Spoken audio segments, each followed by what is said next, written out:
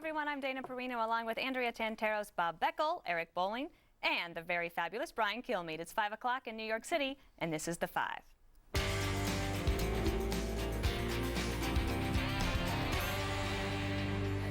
Hope you had a wonderful Memorial Day weekend. So tonight is the night Mitt Romney is expected to clinch the GOP nomination, which will officially make him President Obama's challenger in November. Today's primary in Texas offers 152 delegates, and he's only 58 shy of the 1144 needed to become the nominee. But Romney isn't in Texas tonight. He's out in Sin City with Donald Trump. And President Obama's campaign is trying to make Romney pay for his association with the Donald. In an interview with the Daily Beast's Lloyd Grove, Donald Trump would not back down. He said that he was born in Kenya, raised in Indonesia. So why is Mitt Romney sort of throwing a party with Donald Trump to raise money? I can't speak for Donald Trump, Gloria. As I said, Mitt Romney has made it clear that this is not an issue for him. So, Brian, let's go to you first as our guest today.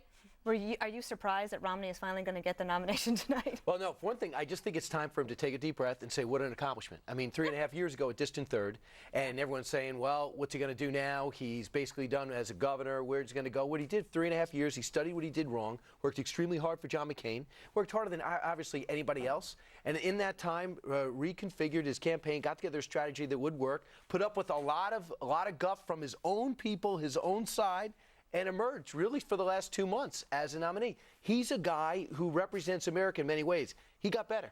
Instead of saying, woe is me, I'm not going to be president, he thought, what do I have to do to become president? And now he's one step away. Well, let's ask Andrea, does Romney have any time to actually take a moment and relish the accomplishment, or does he have to get busy?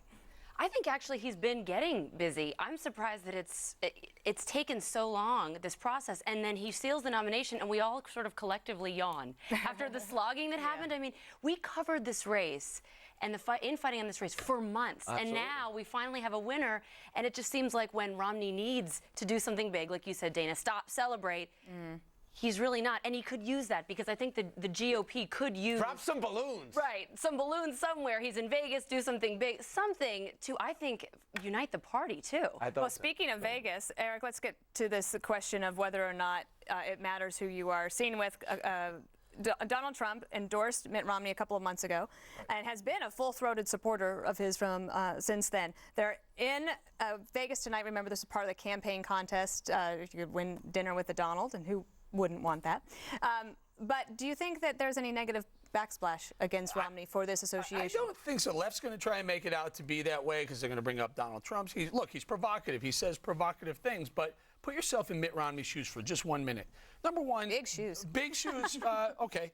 But number one, Trump will raise money. He'll help him raise money. That's important. But also, number two, can you imagine being on the defensive with Donald Trump where, Trump says, hey, let me raise money for you, and you say no? And then Donald goes, wait a minute, what did you just say? That's not a place. That's true. It's not a very comfortable place to be. You don't want to be Donald Trump's enemy. Right? But what about, Bob, if you're President Obama, one of the associations that he has, and then everybody always asks him to repudiate him, and then he doesn't, is Bill Maher.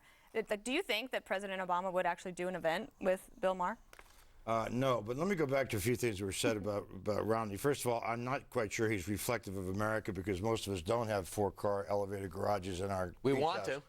But here's the thing I'll say about Romney. Only Obama's donors do. Here's the thing I'll say about Romney. We predicted Romney early on this show, and there's a lot of reasons for that. One, running before is always a big advantage, and he learned a lot from that last run. He was also blessed with having a very weak field up against him, and that was, even despite the fact they were nasty towards him, he handled that pretty well. He didn't lose his temper very much. He did well in debates. He learned a lot about debates. I think on top of that, he had a message on jobs that fit perfectly into the environment he's in. So Romney was the right choice for the Republicans at the right time in the right place with experience. He now has to go in against a pro and not against Ron Paul and Newt Gingrich and these other little folks. There is now going to be what you said about Romney. He's engaging right away. He doesn't let Obama get away with saying anything. He comes right back hard. And Obama does the same thing with him. So I think you're going to see a slugfest now. Nobody's going to get a break. So let's talk about Donald Trump just for one more second, because he is a lightning rod for a lot of attention. And in fact, acclaimed columnist George Will this weekend actually had a little something to say about him that's being batted around. Let's listen to that. The cost of appearing with this bloviating ignoramus is obvious, it seems to me. Donald Trump is redundant evidence that if your net worth is high enough, your IQ can be very low and you can still intrude into American politics. But again, I don't understand the benefit. What is Romney seeking? Okay, before we get to the insult, what is Romney getting out of this, do you think? I think, number one, whether you like it or not, Donald Trump not only is a multimillionaire, possibly a billionaire, he also is on one of the hit shows for the past 13 years, extremely recognizable. He's charismatic.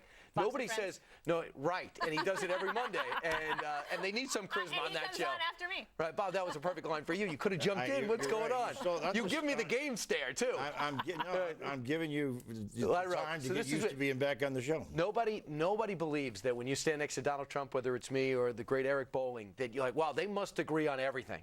So what they do is they saw Donald Trump in the middle of this arena. They understand that he brings a lot of power, a lot of prestige, a lot of pizzazz with a great delivery, and they thought, okay, that's fine. A lot of prestige, the guy's got negatives that run above 50%. I mean, the day the guy gets a nomination, you're going to appear with Donald Trump in Las Vegas? I mean, are you out of your mind? He's an American icon, Bob. American icon for who? For you? For and America. Eric, maybe you are, but for most of America, they think he's, as George Will said, he could be. Why do they watch his show? Why do they watch his show? Why would Arsenio Hall go through? How many watch his show? You know what Donald Trump represents? He represents a new Republican, a new GOP, a new conservative, where it's not the old established George Will, bored out of your mind listening to him in Washington. He wakes people up, Bob. He's got your blood pressure up, right? But I still like to read him, but he's got my blood pressure up is he's a phony politician. He's a when I look at that circle, he seemed so snobby, George Will, when he said that. That just seemed like a cliquey, snobby, elitist comment that he made. And to your point, Eric, Donald Trump may be a multimillionaire, but he doesn't come off as snobby. He connects with the modern man. He's got a huge megaphone. He has earned media power that's enormous. And Dana, I think the Romney campaign is using Trump right. Think about it. They use him in a state. Now, Trump ran as an independent for president. They use him in a state like Nevada. That's where Trump endorsed Romney. That's where they were just over the weekend.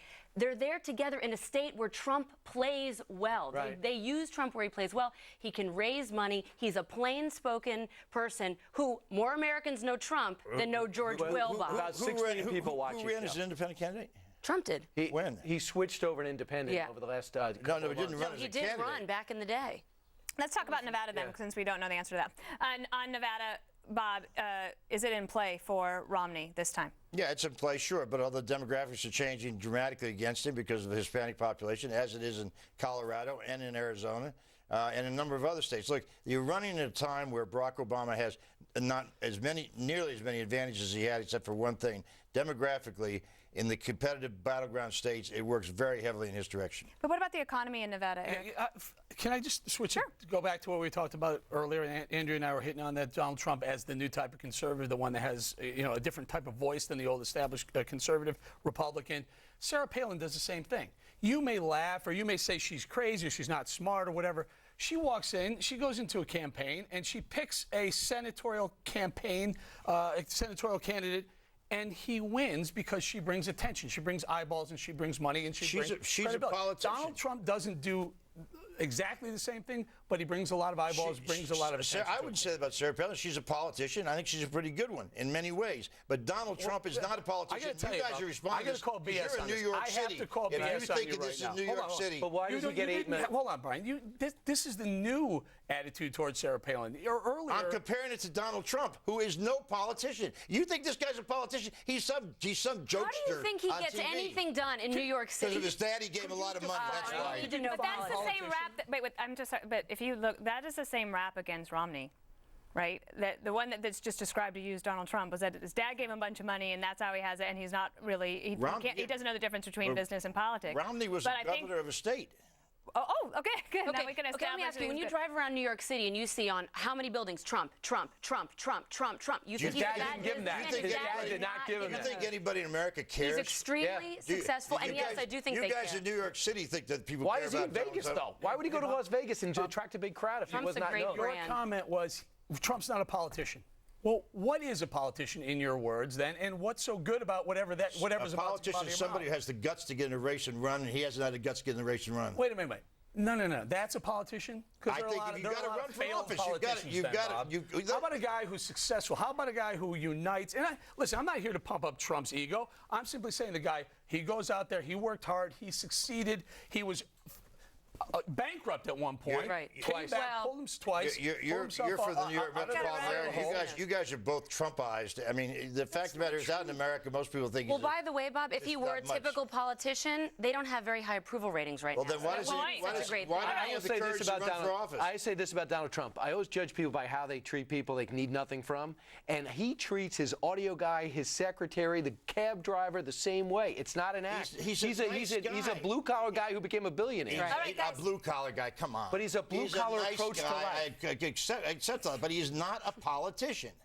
That's the difference. And maybe that's what we need, non-politicians. Okay, that's what I said about Ross Perot. I want everyone to remember this moment, because when everyone else is complaining that their time was cut short today, they can remember back to the A block when they went over and we had to take time away from their segment. Coming up, we picked up on a similar comment a couple of weeks ago, but President Obama is again mentioning the disgraceful way Vietnam vets were treated by the anti-war movement. We're going to play you the latest comments next on The Five.